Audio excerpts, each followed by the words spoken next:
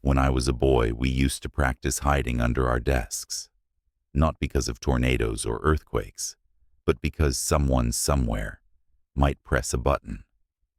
The teacher would close the blinds. We'd crouch, arms over our heads, backs turned to the windows.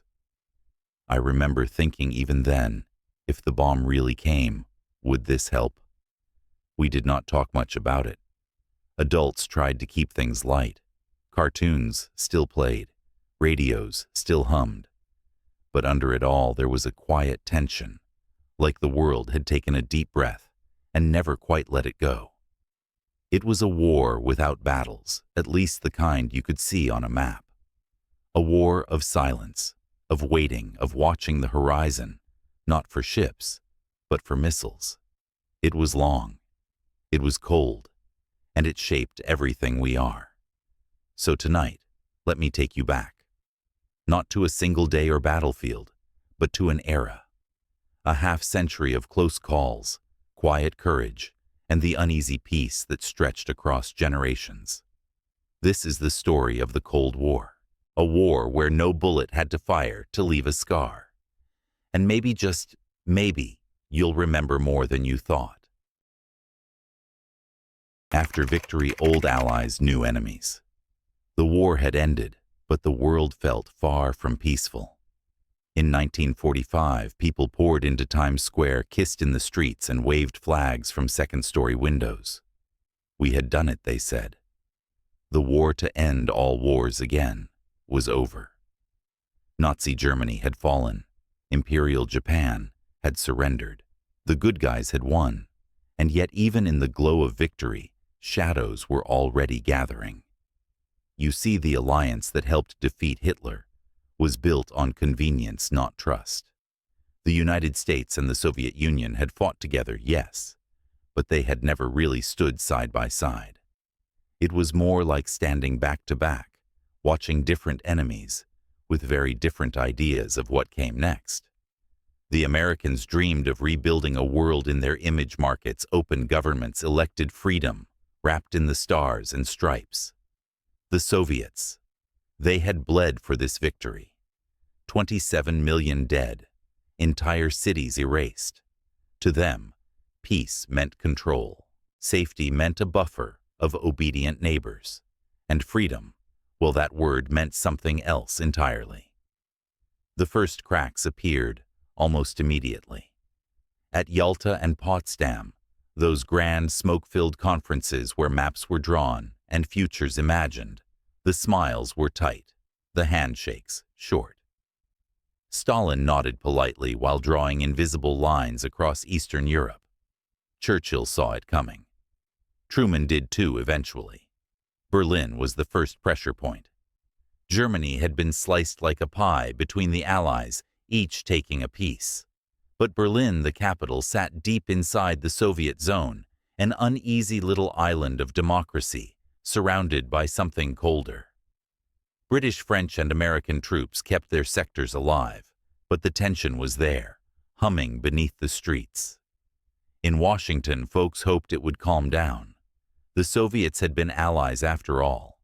But then came the news: Eastern Europe wasn't just being occupied. It was being absorbed. Poland, Romania, Hungary.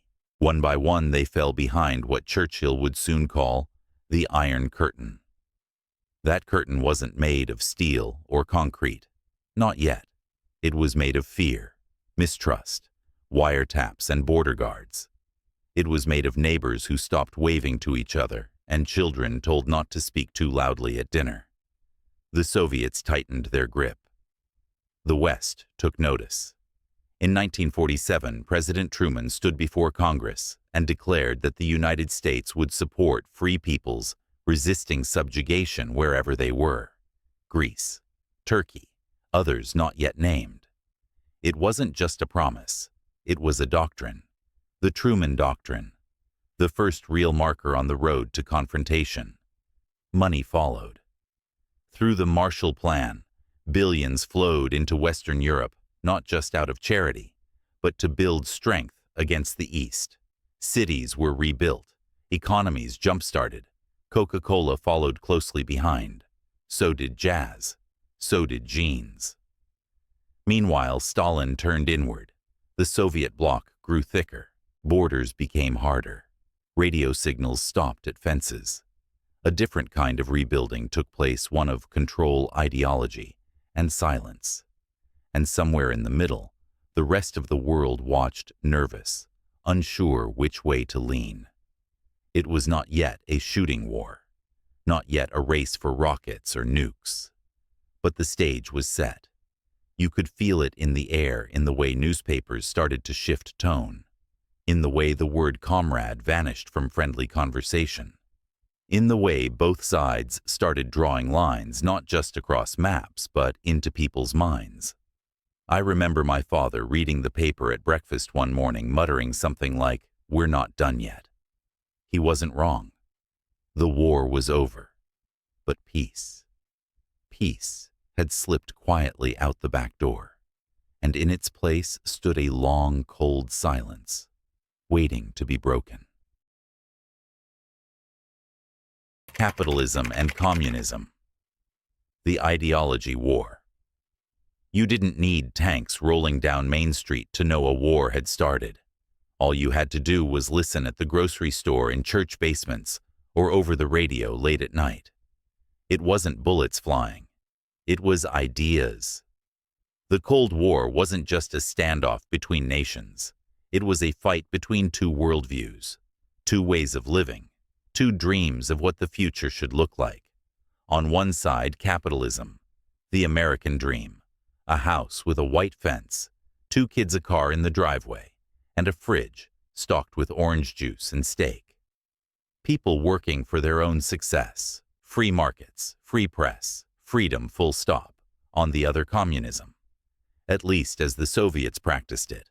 One party, one path. The idea that the state knew best, that equality meant sacrifice, and that private wealth was a threat to the common good. Of course, neither system was as perfect or as pure as it claimed. But back then, nuance didn't matter much. What mattered was loyalty, picking a side. Because in the eyes of each, the other wasn't just wrong, it was dangerous. Propaganda filled the gap between understanding and fear. In the United States, school children were taught to recognize communist symbols the way they learned road signs, red stars, sickles and hammers. Words like collectivization and Kremlin were whispered with suspicion. Hollywood turned spies and defectors into movie villains. Comic books painted communists as lurking threats hiding behind every newspaper stand. In the Soviet Union, the picture was just as stark, but in reverse. America was a capitalist monster, greedy, violent imperialist, a place where the rich lived in glass towers and the poor starved in alleys. The Statue of Liberty wasn't a beacon. It was a decoy. The truth, of course, sat somewhere in the fog. But ideology isn't about truth. It's about belief. And belief, when threatened, hardens into walls. It shaped everything. Aid to a foreign country. That wasn't just kindness. It was influence. A revolution in Asia or Latin America. Not just a local struggle, but a proxy war. Even the Olympics turned into a kind of ideological boxing match. Each medal, each victory, a political message. I remember watching the news one evening sometime in the 60s and seeing Soviet cosmonauts floating in orbit. The anchor's voice had an edge, pride for their achievement, but also fear. If they could reach the stars, what else could they reach? And back at home, debates filled living rooms and lunch counters. Some Americans worried we were becoming too much like the Soviets, spying on our own stifling dissent. Others believed we weren't doing enough to stop communism from spreading. There were no easy answers. Just two giant systems, each convinced the other would destroy the world if left unchecked. And that fear, that certainty, it bled into everything, into who you trusted, what you read, where you traveled, who you married. Because in a war of ideas, even love had to choose a side. This wasn't just a political divide. It was personal. And for a whole generation, it was the air we breathed. The Iron Curtain falls across Europe. You ever look at an old map and see a line that doesn't seem natural, like a scar that was drawn, not grown? That was Europe after the war. Once the Nazis were defeated and the fires stopped burning, the continent didn't heal, it cracked. And from that crack came a curtain, not one made of fabric but of fear, of wire, of silence. Winston Churchill gave it a name in 1946, standing in a small college gymnasium in Fulton, Missouri. He called it the Iron Curtain, said it had descended across the continent, from Stettin in the Baltic to Trieste in the Adriatic, a shadow stretching from north to south, carving up the heart of Europe. He wasn't speaking in poetry. He was sounding an alarm. Behind that curtain, Soviet influence spread like ice in winter, slow, quiet, but heavy. Countries that had once held elections began canceling them. Flags changed. Radios played new songs. History books were rewritten, names erased, and walls both real and invisible began to rise. Hungary, Poland, Bulgaria, Czechoslovakia, the Baltic states. One after another, they fell into line. Some were swallowed slowly, others almost overnight. A friend of mine had family in Prague. His uncle was a schoolteacher. One year he was teaching Shakespeare. The next he was gone. Just gone. No trial, no notice. Just a knock at the door and then silence. That was the fear. Not the kind that screams, but the kind that lingers. Where a neighbor stops talking, where the postman stops smiling, where you learn to never ask why out loud. In Berlin, the division became physical. The city had been carved into 4 sectors: American, British, French, and Soviet. At first, people could move between them. You might live in the East and shop in the West, work one place, drink another. But that wouldn't last. By 1948, tensions boiled over. The Soviets tried to squeeze the Allies out of Berlin by cutting off road and rail access, an early test of will. And the response, one of the most remarkable acts of peacetime determination the world has ever seen: the Berlin airlift. For nearly a year, American and British planes flew supplies into West Berlin. Day and night, flour, milk, fuel, coal, thousands of flights, over 2 million tons of cargo. The sky above Berlin buzzed like a beehive. The Soviets blinked first. The blockade failed. But the damage was done. The line had hardened. And in time, that invisible wall would become concrete. In 1961, they built it. The Berlin Wall. Not just a barrier, but a message. You do not leave. You do not escape. East from west. Brother from brother. Friend from friend.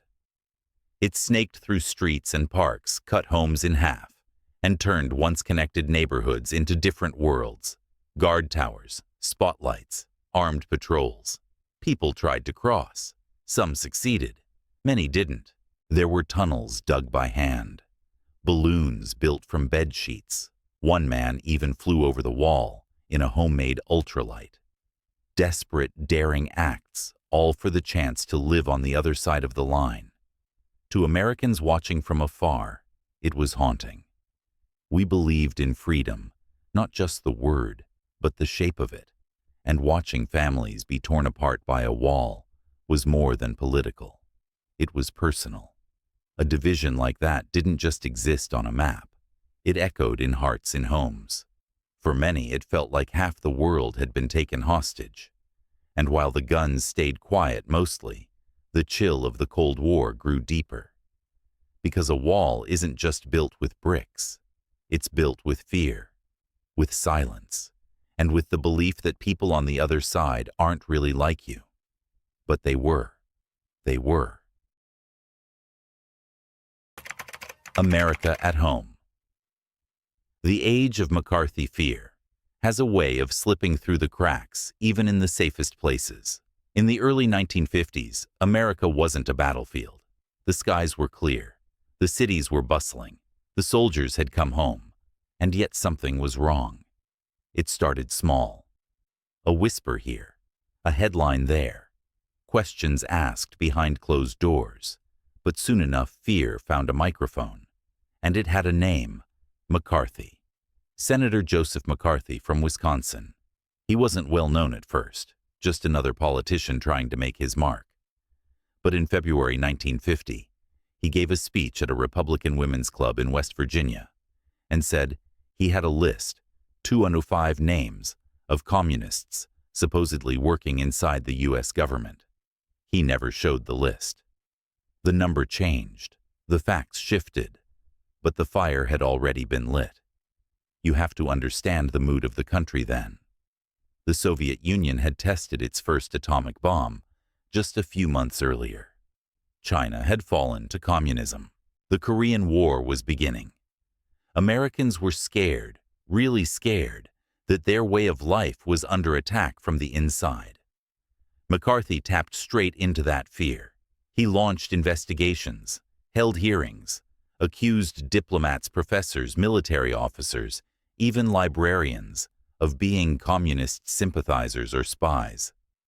And whether or not the accusations held up, the damage was already done. Careers ended with a headline. Families were pulled into suspicion. People changed their names, their circles, their habits just in case. The House Un-American Activities Committee, or HUACs, grew more aggressive. They went after Hollywood next. Writers, directors, actors. If you had attended the wrong meeting, signed the wrong petition, or simply refused to testify, you were blacklisted. Imagine being told you could never work again because of what you once read or who you once knew. And it wasn't just the stars. My neighbor's brother was a high school teacher in Ohio, taught civics for nearly 20 years. One day he was called into the principal's office and asked if he'd ever been a member of a certain club in college. He said yes, something harmless from decades earlier. That was the end of his job. Just like that. The press called it the Red Scare, but it wasn't just red we were afraid of. It was each other. People began watching what they said, who they sat next to, what books were on their shelves. Church groups held loyalty pledges. Employers demanded oaths. Children came home asking if communists looked like regular people. And through it all, McCarthy kept pushing, until he pushed too far. In 1954, he went after the U.S. Army, claimed communist influence had infected even the military. But this time, the hearings were televised. For the first time, Americans could watch McCarthy live, watch his tactics, his tone, his bullying. And they didn't like what they saw. The tide turned.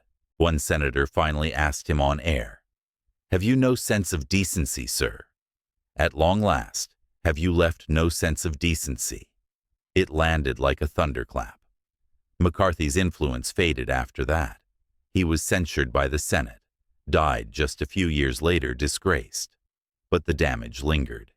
You see, fear doesn't vanish just because the man who fed it is gone. It settles.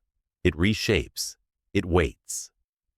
The Red Scare left behind a quieter kind of scar, a mistrust that didn't need barbed wire or checkpoints, one that could live right next door.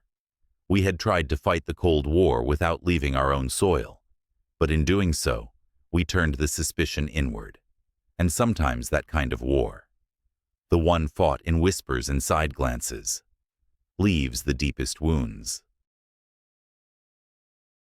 Nuclear fear and the shadow of the bomb.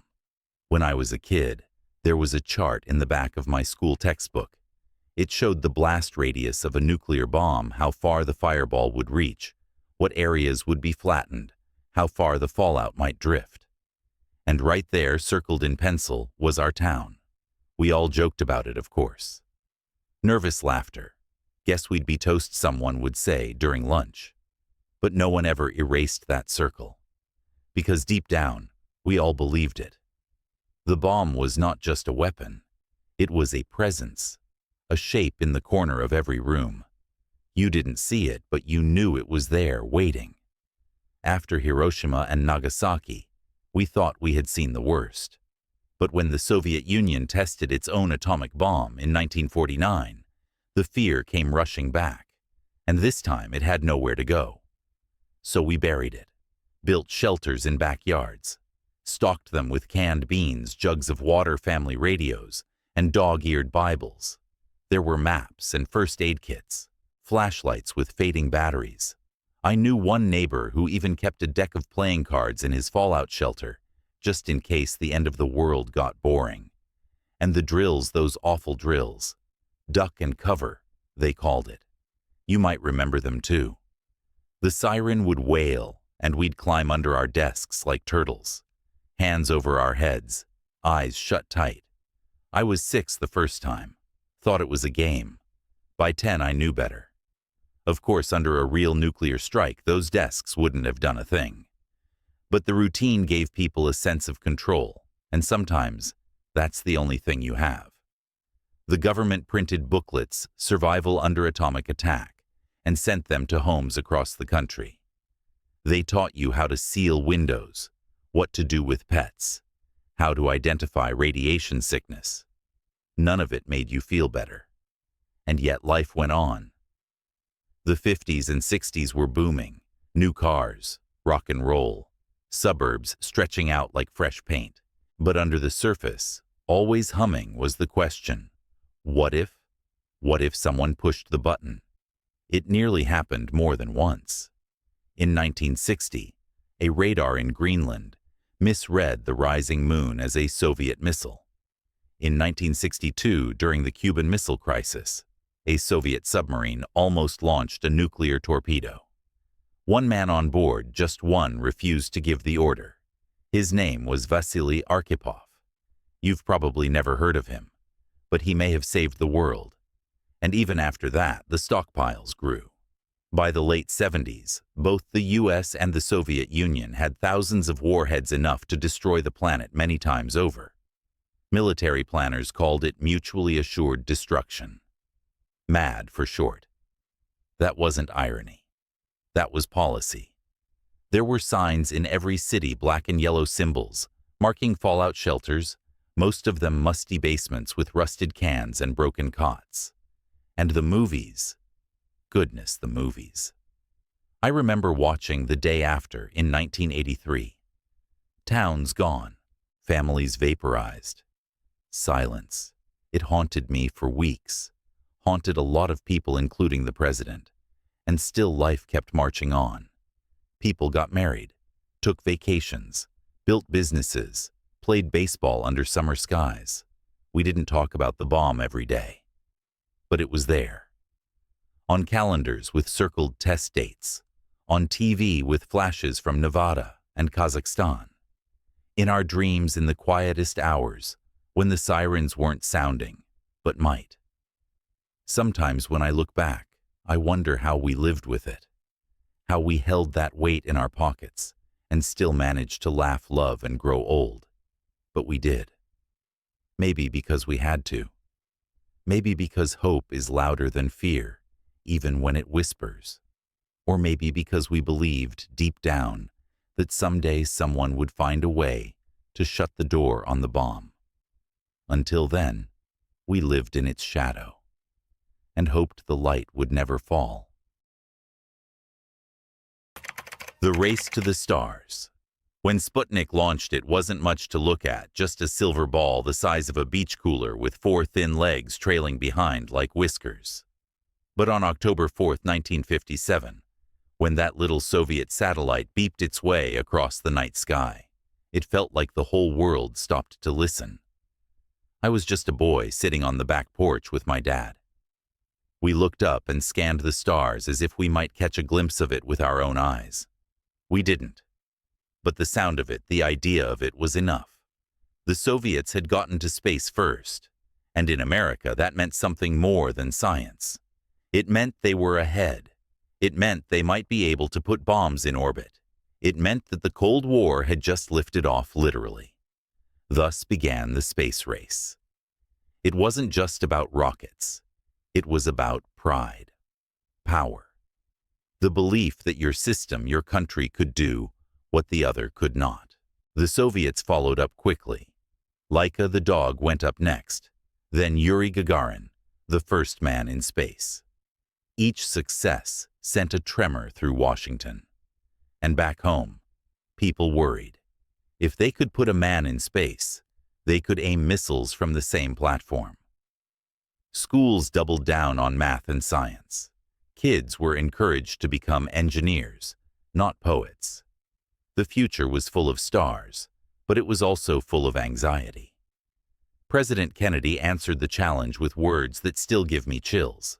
In 1961, he stood before the nation and said we would put a man on the moon before the decade was out, not because it was easy, but because it was hard.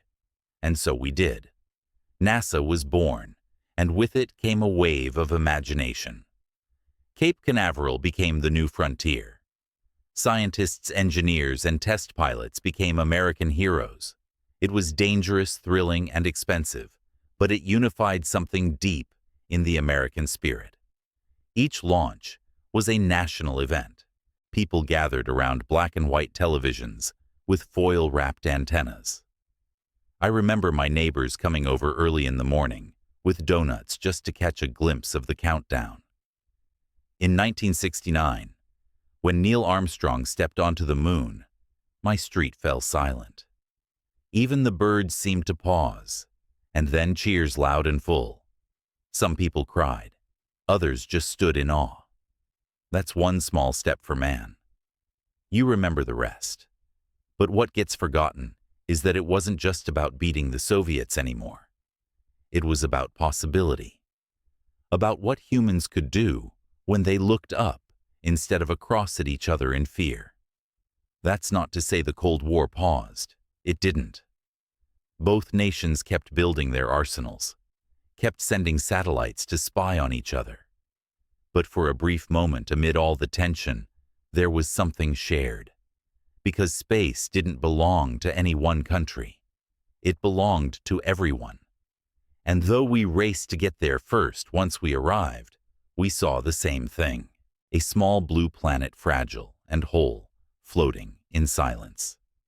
Later an astronaut would say, "We came all this way to explore the moon, and the most important thing we discovered was the Earth." That stuck with me. Because even during the Cold War, maybe especially during it, we needed reminders like that. That we weren't so different. That borders and ideologies faded when seen from a few hundred miles above. We looked up to beat each other. But what we found was a reason to hold on. Berlin, a city. Divided Berlin always felt like a heartbeat, with two rhythms. One half racing, the other half clenched tight. And in between a scar that ran straight through streets, families, and lives.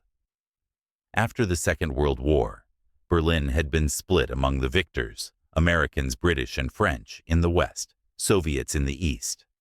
But this was more than just zones on a map. It was a clash of futures. One side promised freedom markets movement. The other demanded loyalty, silence, and sacrifice. For a while, people could still move between the sectors. Students studied on one side and lived on the other. Grandmothers crossed the border with bags of bread and soap, but the tension was building. By the late 1950s, East Germany was bleeding people. Doctors, teachers, engineers, all escaping to the West through Berlin. Nearly 3 million had left. For the Soviet-backed government, it was an embarrassment and a threat. So one night in August 1961, without warning, they closed the border. I remember hearing it on the radio. East German troops are putting up barbed wire through the middle of Berlin. The announcer said, his voice shaky. It sounded surreal, like some bad dream, pulled from the pages of Orwell. But it was real. Overnight streets were severed. Sidewalks ended in coils of wire. Soldiers stood with rifles facing their own neighbors. Then came the wall. First, just concrete blocks. Then higher, thicker. Towers went up. Searchlights swept the darkness. The message was clear: you are not allowed to leave, and if you try, you may not live. People did try, though. They tunneled beneath the city, sprinted through checkpoints, hid in car trunks. Some made it. Others were shot, left in silence sometimes, feet from freedom. I once met a man who had grown up in West Berlin. He said you could hear the East like a weight in the air. He told me about a friend who lived just blocks away, but after the wall, they might as well have been on different planets. And yet life continued. Children played in its shadow. Lovers kissed beside it. Artists painted it. Poets cursed it. And on both sides, people learned to live with the line. For Americans, the wall became a symbol of oppression, yes, but also of endurance. President Kennedy stood near it in 1963 and said, "Ich bin ein Berliner." I remember watching that speech. It felt honest, raw. We couldn't tear down the wall, not yet, but we could stand with those trapped behind it. Years passed, generations grew. The wall stood firm. It became routine part of the cityscape. But behind it, stories piled up like bricks, secret reunions, coded letters, smuggled photographs, and birthdays missed year after year. A divided Berlin was a mirror held up to the world. One side glittered with neon and jazz, the other whispered through gray streets and ration cards. Same city, same sky. Two realities. The Cold War wasn't always fought with weapons. Sometimes it was fought with walls. And in Berlin, that wall didn't just divide a city. It divided hope. It divided hearts. But even concrete cracks over time. And this wall, it was listening. The Korean War, when the cold turned hot.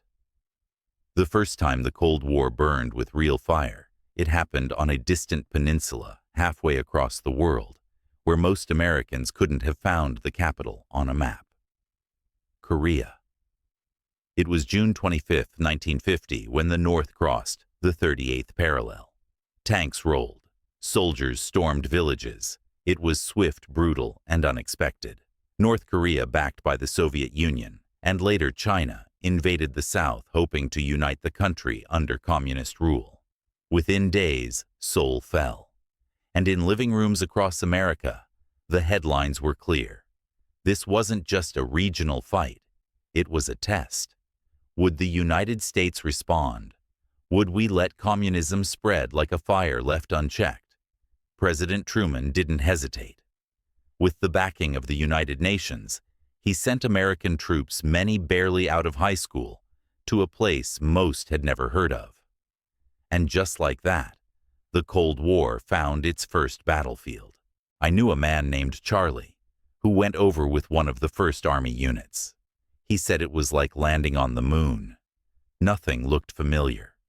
The language, the food, the terrain, and the cold, God, the cold. He once told me that winter in Korea made the war feel even crueler. You could hear gunfire and the wind at the same time, and both sounded like they wanted to take you. At first, things went badly. American forces were pushed all the way down to the southeastern tip of the peninsula, to a tiny line around Busan. It looked like we might lose. Then came the gamble. General Douglas MacArthur, a man as bold as he was controversial, launched a daring amphibious landing at Incheon, far behind enemy lines. It worked. The tide turned. The North Koreans were pushed back hard. So far back, in fact, that American troops crossed into the north, almost to the Chinese border. That's when everything changed.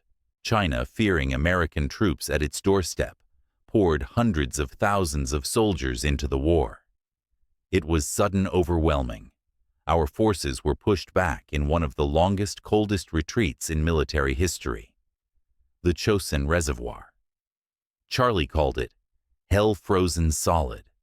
And for the next 2 years, the war settled into a grim stalemate near the original dividing line. Trenches, artillery, inch by inch fighting, no grand victories, just survival. Back home, people grew weary. It wasn't like World War II. There were no ticker-tape parades, no clear villains in jackboots, just a far-off fight with high costs and no easy end. In 1953, after years of talks and bloodshed, an armistice was signed. Not a peace treaty, just a ceasefire. The border remained at the 38th parallel, right where it all began. And that's where it still is. Sometimes people call Korea the Forgotten War. I never liked that, because for the men who fought it, and for the families that waited, and the ones who never got to say goodbye, it was anything but forgettable. It was the first time America stared the Cold War straight in the eye and answered with boots, blood, and resolve. It taught us that the Cold War might not stay cold, that even small places could spark global consequences, and that freedom, however defined, would come with a price. Charlie never talked much about what he saw there. But once he said this, we froze for a line on a map. But that line, it still holds. And sometimes that's enough. The Cuban Missile Crisis. 13 days to midnight. There was a week, just a little more than that really, when the world held its breath. I was a teenager then. October 1962. I remember the sky being especially clear that week, like the calm before a storm you couldn't see. The headlines were sharp. Tension between the US and the Soviet Union was nothing new. But this was different. It began with photographs. American U-2 spy planes flying over Cuba spotted something strange, long narrow shadows in the countryside. Launch pads, Soviet missiles, nuclear ones, just 90 miles from the Florida coast. The kind of weapons that didn't need hours to reach American cities. They could arrive in minutes. President Kennedy was briefed. Calm on the outside, deeply alarmed within. The Soviets had promised not to put missiles in Cuba, and now, there they were. Ready. Waiting. You could feel the shift, even if you didn't understand all the details. Schools stayed open, but you noticed the tension in your teacher's voice. Stores stayed stocked, but people started buying just a little more canned food than usual. We didn't talk about it much, but we knew. Kennedy's team debated their options. Some wanted to bomb the sites, others wanted to invade. But Kennedy, sharp as he was, knew that one wrong move could lead to nuclear war. So he chose a different path.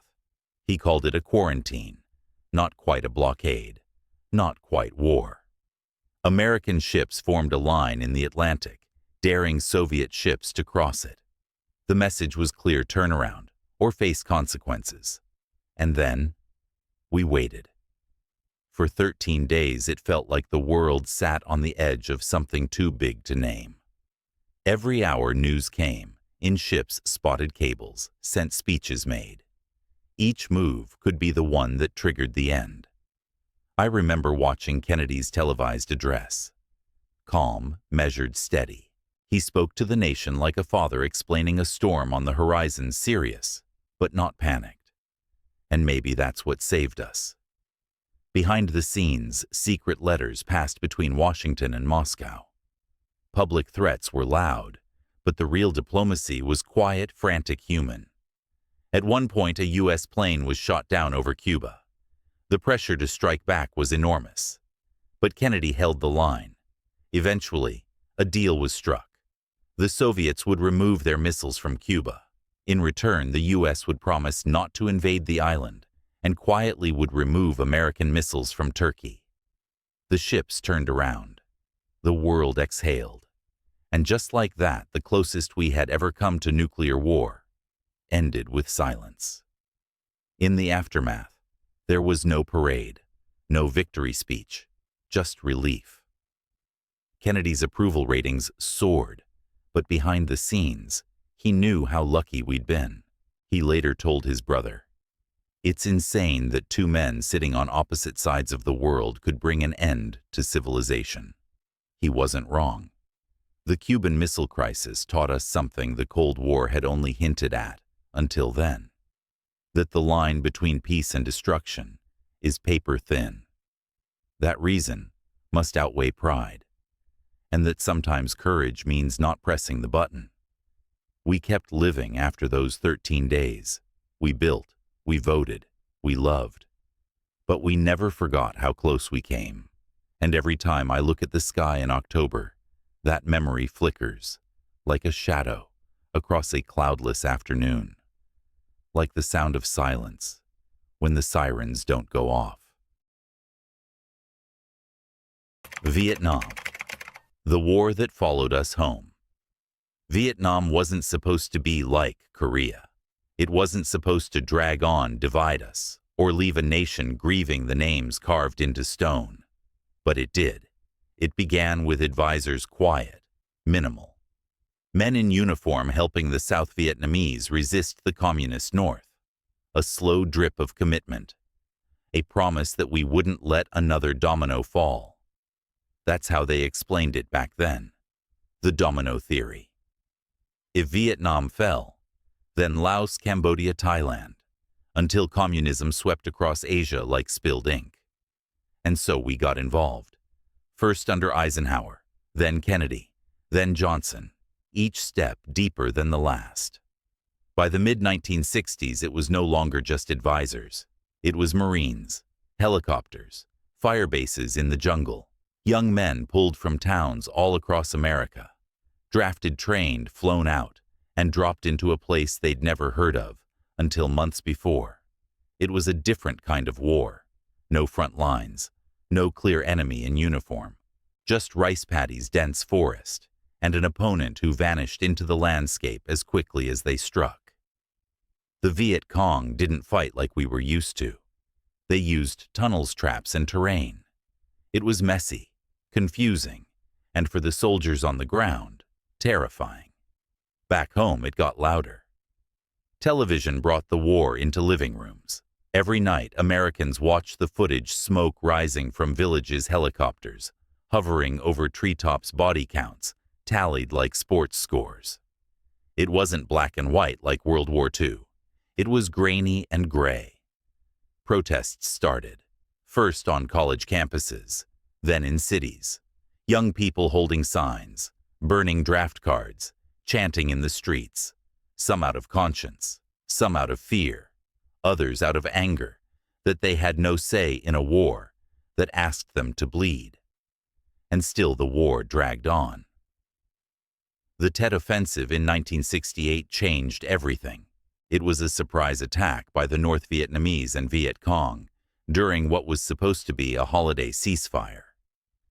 Militarily, we pushed them back, but psychologically it shattered the illusion that we were winning.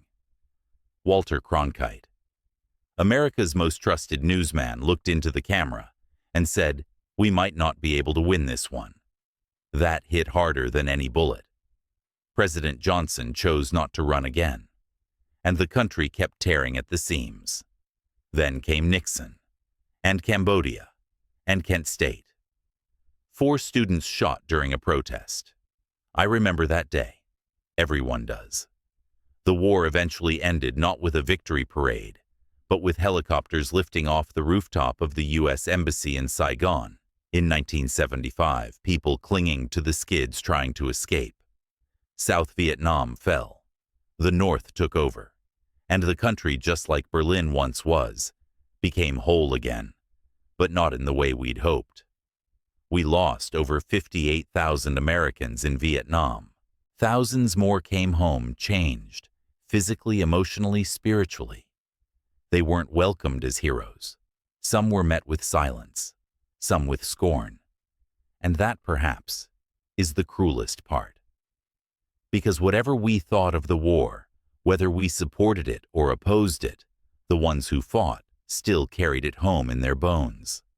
Vietnam taught us that the Cold War could not always be fought from a distance, that ideals, when pushed into unfamiliar ground, can falter.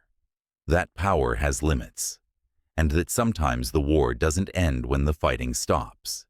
It follows you, into your dreams, into your hometown, into the quiet of a living room where you sit years later, wondering if it was worth it. And no matter how much time passes, some questions don't have answers, just echoes.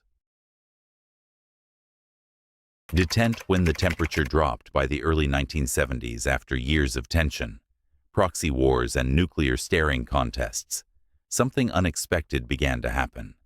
The Cold War cooled, not ended, not solved, but softened just a little. Enough that people started to believe we might be able to talk instead of threaten.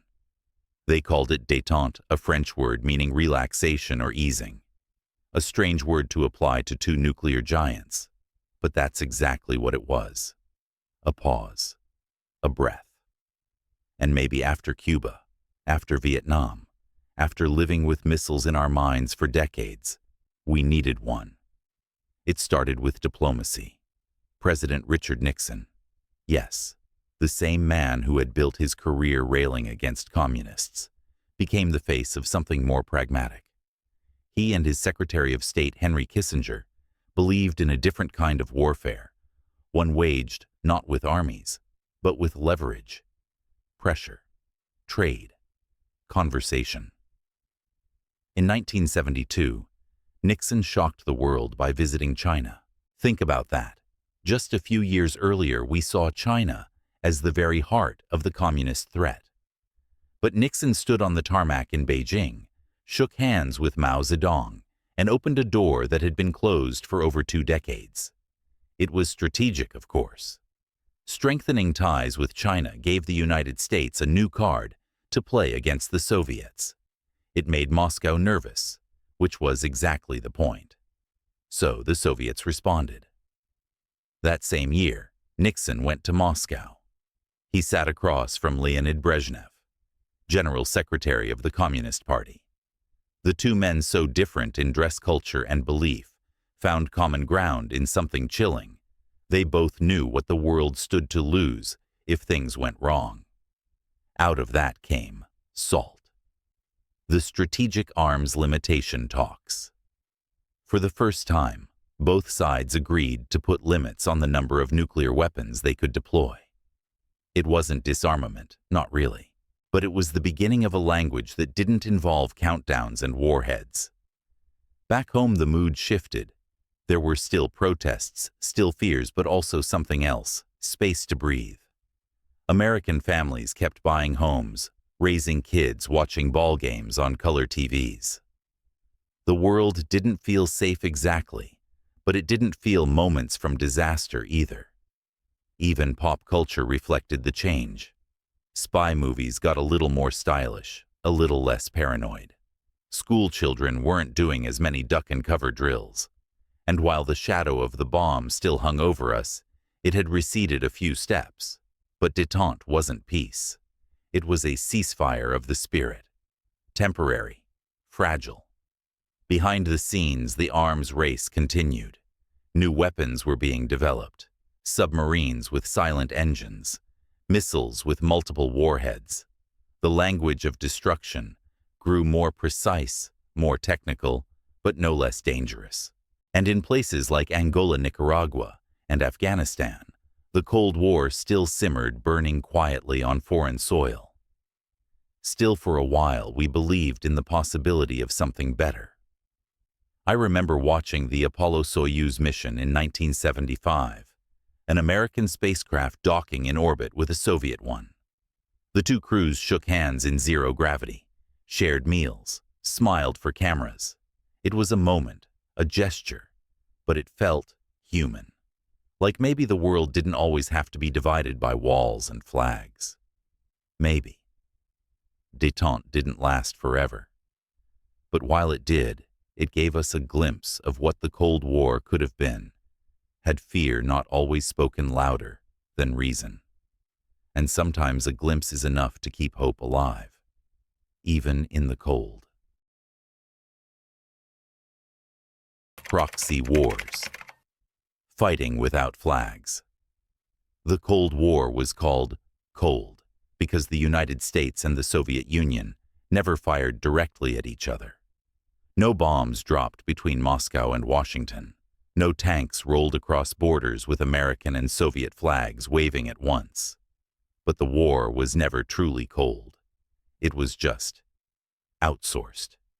Instead of fighting each other, the superpowers fought through others, supporting funding and arming local conflicts around the world. Wars that didn't carry their names, but always carried their fingerprints. We called them proxy wars. You see, in a divided world, every revolution, every uprising, every civil war became a stage, not just for the people living through it, but for the ideologies watching from afar. Take Angola.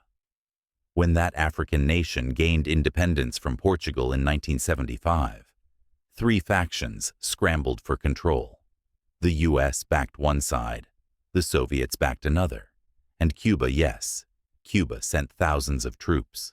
It became a battlefield of interests where Cold War rivals pulled strings while Angolan families fled into the brush. Or Afghanistan. In 1979, the Soviets invaded to support a shaky communist government. It was a move straight from the old playbook control. The region protect your ally. Don't let the West gain ground. But the U.S. responded by arming the resistance. The Mujahideen, fierce fighters who knew the mountains better than any satellite ever could. They bled the Red Army dry year after year. I remember watching footage on the evening news, young men in sandals with rocket launchers slung over their shoulders, riding donkeys through snow-covered passes. David versus Goliath, Cold War style. And then there was Latin America. In Nicaragua, the Sandinistas, a socialist group, took power. The U.S. wasn't having it. Funded a rebel force called the Contras. Sent money, weapons, sometimes just advisors. Officially, we weren't involved. Unofficially, we were everywhere. Same story in El Salvador. Same in Guatemala. Same in Chile, where a democratically elected socialist president was overthrown in a CIA-backed coup. His name was Salvador Allende. The man who replaced him, Augusto Pinochet, ruled with iron and silence. Torture chambers replaced ballots. But he wasn't communist, so the West turned its face. That's the thing about proxy wars. They were rarely clean. In the name of stopping communism, or spreading it, both sides made deals with dictators, rebels, warlords. The moral lines blurred. The casualties didn't. Millions of people died in these cold confrontations. Villages burned, families disappeared. Entire generations raised in war zones created not by their neighbors, but by the distant rivalry of two superpowers. Sometimes the people being fought over didn't even know who was behind the guns. And sometimes we didn't want to know. I once met a veteran who had served in Central America, unofficially. He said it felt like being a shadow. You were there, he said, but you weren't supposed to be seen, and no one asked why. By the 1980s, proxy wars were everywhere. The Cold War had turned the planet into a chessboard. And in chess, the pawns move first. They're the ones that fall. It was a global fire fought with local fuel, and it burned quietly in places too small for headlines, but never too small for pain. That's the legacy of proxy wars. Fought without flags, felt in every home, and remembered not for ideology, but for the lives they erased. The arms race building the unthinkable. By the 1980s, the numbers had stopped meaning anything. 5,000 warheads, 10,000, 40,000. Enough nuclear weapons to destroy the planet a dozen times over, and we just kept building. Bigger bombs, faster missiles, submarines that could glide silently beneath the waves for months, satellites that watched every move from orbit. We called it the arms race. But it wasn't a race with a finish line. It was more like two men standing in a room full of gasoline, each building a bigger flamethrower, daring the other to blink. Mutually assured destruction. MAD was the official strategy. If one side launched, the other would retaliate. Everyone knew the outcome. No one would survive. So the logic went, if both sides could wipe each other out, then neither would dare to start. It was twisted, but it worked. At least, it didn't kill us. The U.S. developed the B-52 bombers, and later, the sleek radar-evading B-2. We built Minuteman missiles, buried deep in silos beneath the Great Plains, ready to launch in minutes. The Soviets matched us with the SS-18, what NATO called Satan. That tells you something. And then came the submarines, our hidden hand. Each one, a floating armory, armed with missiles that could be launched from anywhere in the oceans undetectable until it was far too late. The Soviets had theirs too, both sides listening, watching, waiting. In 1983, President Reagan announced something new, the Strategic Defense Initiative. The media called it Star Wars. It was a bold plan, lasers in space satellites that could shoot down enemy missiles before they landed. Most scientists said it wouldn't work. Too expensive, too complex. But that wasn't the point. The point was pressure. It forced the Soviets to spend even more on new weapons, on new defenses, on catching up to a dream that might not even exist. Some say SDI helped break the Soviet economy. Others say it was just smoke and mirrors. Either way, it raised the stakes. At the same time, something else began to stir fear, not of the bomb falling, but of something going wrong. There were near misses. In 1983, a Soviet early warning system falsely reported incoming U.S. missiles. One man, Stanislav Petrov, chose not to pass the alarm up the chain. He waited, listened, trusted his gut. He was right. There were no missiles. But if he had followed protocol, we might not be talking right now. Then came Able Archer, a NATO exercise simulating a full-scale nuclear war. The Soviets thought it might be real. They raised their alert level, loaded their bombers. For a few days, we were closer to the edge than we'd been since Cuba. I was in college then. I remember people joking about the end, like we were numb to it. But I also remember classmates quietly asking, would we even know before it happened? The truth is, we probably wouldn't. That's the thing about nuclear war. There's no warning, no buildup, just silence, and then nothing. And yet we kept building, because in a world divided by fear, the logic went like this. If they have more, we must have more. If they aim, we must aim. If they hesitate, we must not. The arms race wasn't just about missiles. It was about faith, that someone somewhere would always choose not to press the button. That's a terrifying hope to build a future on. But for decades, it was the only one we had. And somehow, by choice, by chance, by the quiet restraint of people you've probably never heard of, that button stayed unpressed. Life behind the Iron Curtain. Most Americans only saw the Soviet Union through headlines, grainy news footage, or the solemn faces of leaders on parade stands. Gray skies, long lines, big hats, bigger missiles. But there was more behind the curtain than military parades. There were people, millions of them, living under a system that promised equality, but often delivered control. From East Berlin to Vladivostok, life in the Eastern Bloc was a mix of loyalty, silence, routine, and quiet rebellion. I once met a man from Warsaw. We were both in our 20s at a conference in the 80s. He told me we didn't talk politics at dinner. We talked bread, butter, if the store had eggs. That was his measure of normal. In the Soviet system, the state owned everything. Factories, farms, newsstands, your apartment, your job. From cradle to grave, the government decided what you could buy, where you could live, sometimes even who you could marry. Need a car. There was a waiting list. Need new shoes. Better hope the shipment came in this month. Need to speak your mind. Don't. Censorship was everywhere. Newspapers printed only what the state approved. Television told a single story. Books were edited or banned entirely.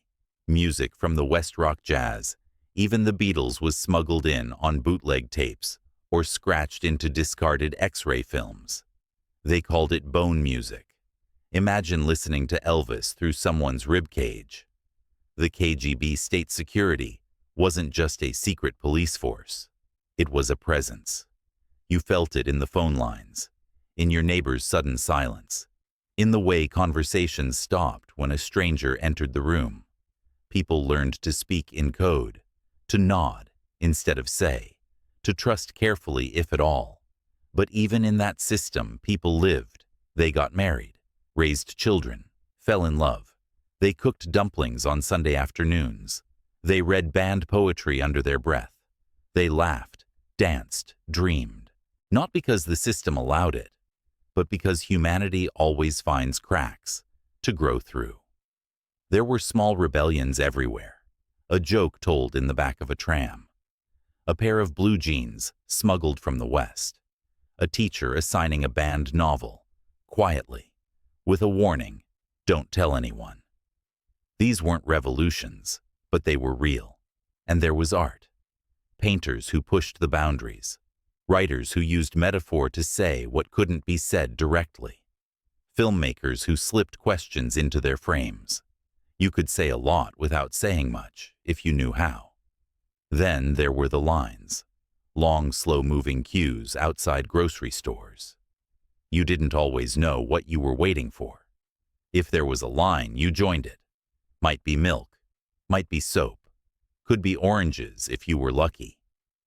That kind of scarcity wears on a person, not just physically but mentally. It teaches you to expect less, to dream smaller, or to dream in secret. Still, most people made do. Some even believed in the system, especially older generations. They remembered the czars, the wars, the famines. To them, the USSR meant order, stability, a roof, a pension. But the young many saw through it. They wanted more, not just jeans or Coca-Cola, but choice. Freedom. The chance to ask questions without fear. And that tension between old loyalty and young restlessness was growing. The Iron Curtain wasn't made of metal. It was made of rules, silence, and the quiet resignation of people who had stopped believing in promises. But behind every locked door, someone was listening to a foreign radio. Behind every dull speech, someone was scribbling verses they could never publish. And behind every uniformed smile, someone was thinking, this can't last forever. And they were right. It wouldn't. The rise of Gorbachev. Cracks in the wall. By the mid-1980s, the Cold War was still officially raging. Missiles pointed, ideologies entrenched, tensions high. But inside the Soviet Union, something had begun to shift. The old guard was aging. Leaders came and went in quick succession. Brezhnev, Andropov, Chernenko, all stern faces with trembling hands. Then in 1985 came someone different, younger, sharper, a man with a birthmark on his head and a glint in his eye. Mikhail Gorbachev. He didn't look like the others. He smiled in photographs. He spoke with energy. He didn't just recite slogans, he talked about real problems, shortages, corruption, a system that was, in his words, stuck. And the Soviet system was stuck. The economy was bloated and inefficient. People were tired of waiting in lines for basics. Trust in the state had quietly eroded for years. But no one had dared to say it out loud until Gorbachev. He introduced two new words to the world. Perestroika, meaning restructuring. Glasnost, meaning openness. Perestroika was about reviving the economy, giving factories more independence, introducing market-like reforms. But Glasnost was revolutionary. Under Glasnost, people could speak more freely. Newspapers began printing real criticism.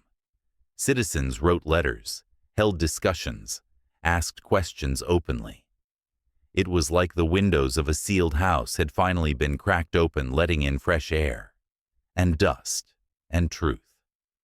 For the first time in decades, Soviets were allowed to say what wasn't working, and once they started, they couldn't stop. They talked about Chernobyl, how the 1986 disaster had been hidden from the public for days, even as radiation spread. They talked about the Afghan war, where thousands of young men had died in silence. They talked about Stalin, his purges, his prisons, the ghosts of the past still haunting the present. People who had been afraid to speak for generations were suddenly telling stories. The dam had broken. Outside the USSR, the world watched with a mix of curiosity and caution. Reagan, still in office, had once called the Soviet Union the evil empire. But even he sensed something had changed. He and Gorbachev met several times, Reykjavik, Geneva, Washington. Their chemistry was awkward at first, but real. They disagreed, argued, but they listened, and slowly things began to thaw. In 1987, they signed the INF Treaty, the first agreement to actually eliminate a class of nuclear weapons.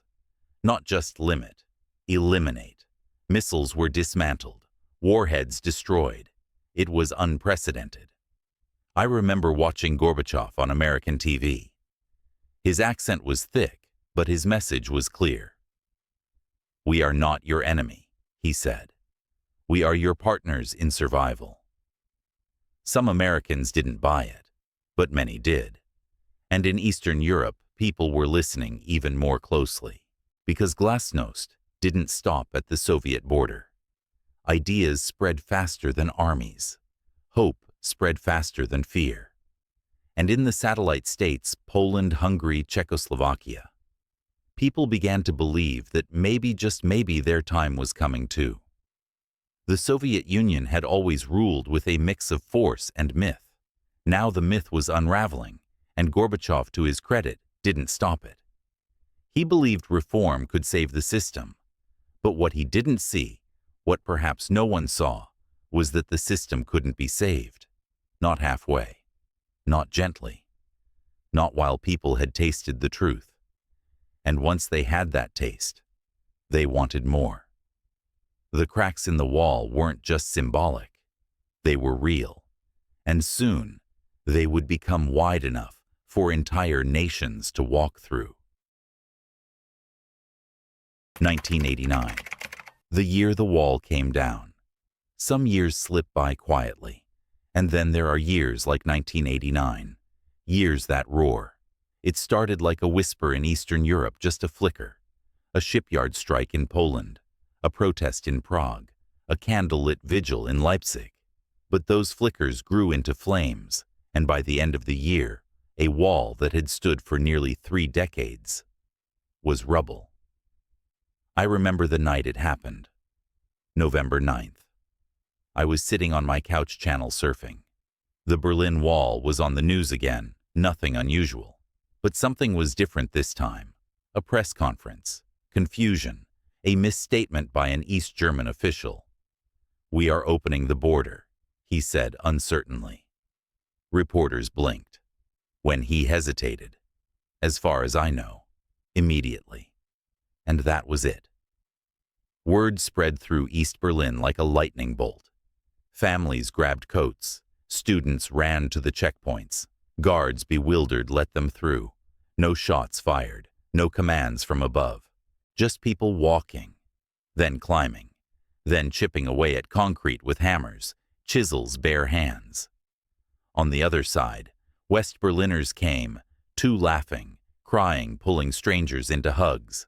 I watched the screen in disbelief as teenagers danced atop the wall, music blasting, champagne spraying through the night air. They weren't just breaking a barrier, they were reclaiming history. But the fall of the Berlin Wall wasn't sudden. It was the result of a long unraveling. Throughout 1989, one by one, Eastern Bloc countries had started slipping out of Moscow's grasp. In Poland, the Solidarity movement led by an electrician named Lech Wałęsa had negotiated free elections. Communists were voted out. It was peaceful, hopeful. In Hungary, the border with Austria was opened. East Germans vacationing there simply walked across. Thousands left. The Iron Curtain had a hole in it. In Czechoslovakia, the Velvet Revolution brought students and citizens into the streets armed only with chants and candles. Within weeks, the government fell. Even in Romania, the most brutal regime of them all cracked. Protests turned into revolution. Nicolae Ceausescu, who had ruled with an iron fist for decades, was overthrown and executed by year's end. It was as if decades of silence had suddenly turned into a chorus. Gorbachev, to his credit, did not send tanks. In earlier years, Moscow might have crushed these uprisings as they did in Hungary in 1956 or Prague in '68. But not this time. Gorbachev let it happen. Some hardliners called him weak, but millions called it freedom. Back in Berlin, the wall had been more than concrete. It was a symbol of division, of fear, of the world split in two. Watching it fall felt like watching history exhale finally. I spoke with a man years later who had crossed that night. He said, I walked past the guard tower expecting to be stopped, but no one raised a gun, and suddenly I was in the West. I bought a Coca-Cola and I cried. Sometimes history changes with gunfire, sometimes it changes with footsteps, and sometimes with laughter and music in the cold night air. 1989 was the year the Cold War cracked open, not with an explosion, but with a million tiny human acts of courage. The kind of change no wall could stop. The collapse of the Soviet Union. If you had told someone in 1980 that the Soviet Union would vanish by the end of the next decade, they probably would have laughed. The USSR was vast, powerful, unshakable, or so it seemed. But by 1991, it was gone. Not conquered, not destroyed. It simply came apart. Quietly in some places, violently in others, but undeniably and completely. The seeds had been planted years earlier. Economic stagnation, corruption, a population losing faith. And when Gorbachev opened the windows with glasnost and perestroika, the wind blew in harder than he ever expected. Throughout the late 1980s, Soviet republics began demanding more autonomy. Then, independence. The Baltics, Estonia, Latvia, Lithuania led the way. Peaceful protests, singing revolutions. I still remember watching footage of thousands of people standing arm in arm, stretching across the countryside like a human chain. No weapons, just voices. Then Ukraine, Georgia, Armenia, Moldova. One after another they began to pull away. And Moscow. It was changing too. People were speaking freely, even criticizing Lenin and Stalin, unthinkable just a few years earlier. Newspapers printed real news. Stores began to stock foreign goods, though the shelves were still mostly bare. The ruble was unstable. Inflation soared. Daily life grew harder. Meanwhile, a new figure was rising. Boris Yeltsin, a bold, loud populist voice, became a symbol of Russian reform. He clashed with Gorbachev. He pushed faster change. And the people, tired, angry, uncertain, started listening to him more than the man who had tried to save the Union by softening it. Then came August 1991. Hardliners in the Communist Party staged a coup. Tanks rolled into Moscow. Gorbachev was placed under house arrest. It looked like the old system might return, but the people poured into the streets, unarmed, unafraid. Yeltsin climbed on top of a tank in front of the Russian parliament building and shouted into a megaphone, "This is a coup, do not obey." And somehow, it worked. The coup collapsed within 3 days. The army refused to fire. Gorbachev returned, but he was finished. The balance of power had shifted. The myth of Soviet permanence had been shattered. By December, the USSR, once the world's second superpower, ceased to exist. 15 independent nations emerged from its ruins. Russia, Ukraine, Belarus, the Baltic states, the Caucasus, Central Asia, each one carrying its own story, its own trauma, its own uncertain path forward. Gorbachev resigned on Christmas Day, 1991. I remember watching it on TV. He looked tired, almost relieved. Behind him, the red Soviet flag with its hammer and sickle was lowered for the last time over the Kremlin. It fluttered for a moment and was gone. And just like that, 70 years of history unraveled in one evening. No missiles, no bombs, just a speech, a signature, and the quiet folding of a flag. The Cold War, as we had known it, was over. But peace didn't arrive with parades. There was confusion, hunger, nationalism, new borders, old wounds, and yet there was also hope. For the first time in decades, the world stood without the shadow of two giants locked in silent war. The Iron Curtain had fallen. The Red Star had dimmed, and the world held its breath again, this time not from fear, but from wondering what came next. After the wall, a world rearranged. The Cold War ended without a treaty, without a surrender, without a single victorious flag planted in the soil of an enemy capital. It ended like smoke fading from a battlefield that had never fully burned, just simmered for half a century. But peace isn't a switch you flip. It's a question. Now, what for the United States? The answer came quickly, sort of. The 1990s were hailed as a triumph. The end of history, some said. Capitalism had won. Democracy had won. American influence stretched further than ever. NATO expanded. Former Soviet states adopted new flags, new markets, new systems, some eagerly, others with quiet caution. Germany reunited. Eastern Europe, once bound by Soviet rule, opened its doors to the West. Poland, Hungary, the Czech Republic, they all sought something new. And for a moment it felt like the world might realign around cooperation rather than competition. But underneath the celebration, cracks were forming. In Russia, the 1990s were chaotic. Prices soared, pensions vanished, the ruble collapsed, organized crime flourished.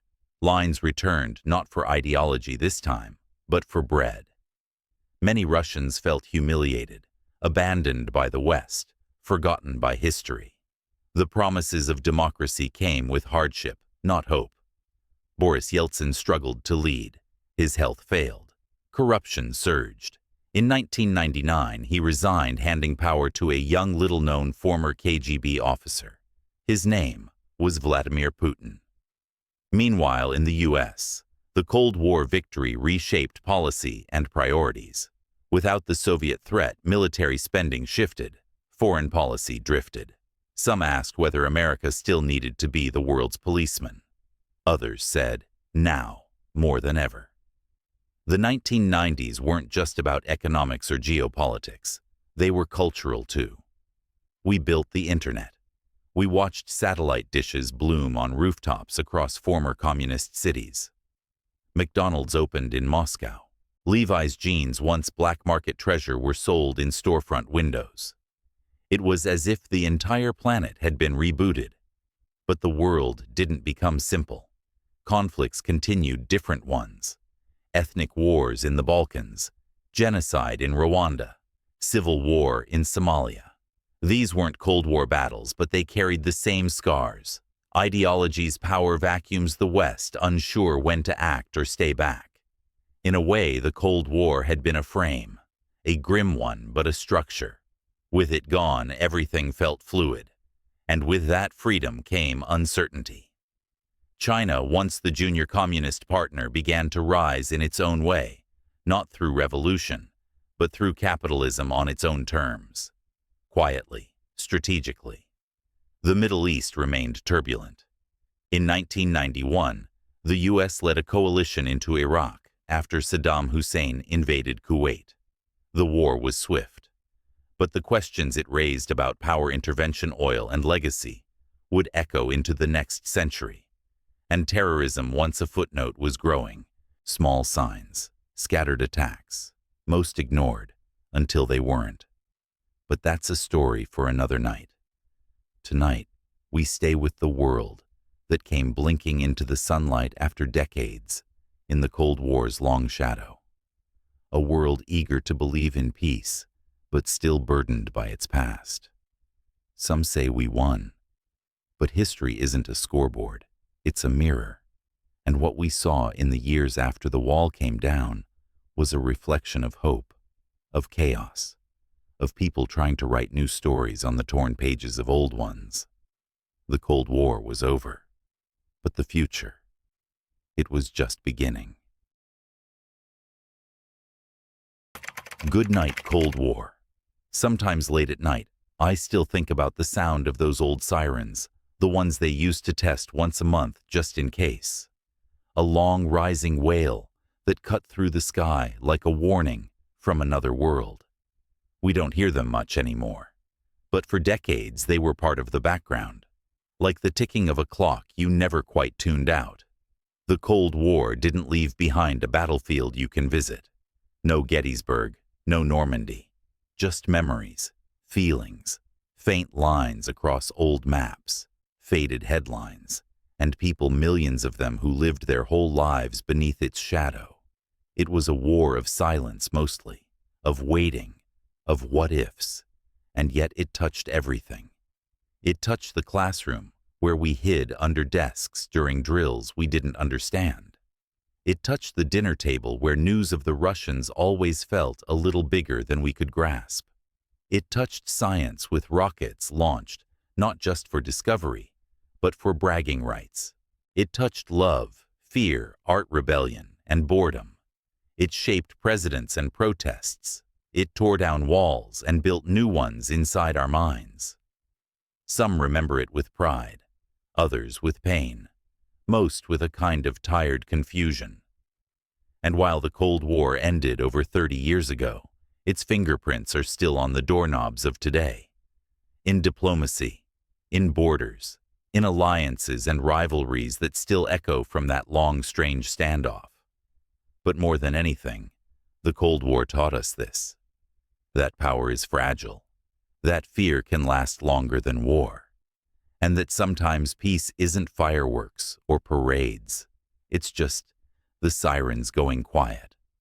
So if you're still awake, friend, still lying there in the soft dark, listening, I want to thank you for spending this time with me. Thank you for walking back through the fog and fire of the 20th century, for remembering names that no longer show up in textbooks, for caring about a history that once felt like forever. And now, let it rest. Let it settle into your bones like an old song you can hum in your sleep, because history doesn't end, but the chapter does. And for now, that's enough. Sleep well. We made it through.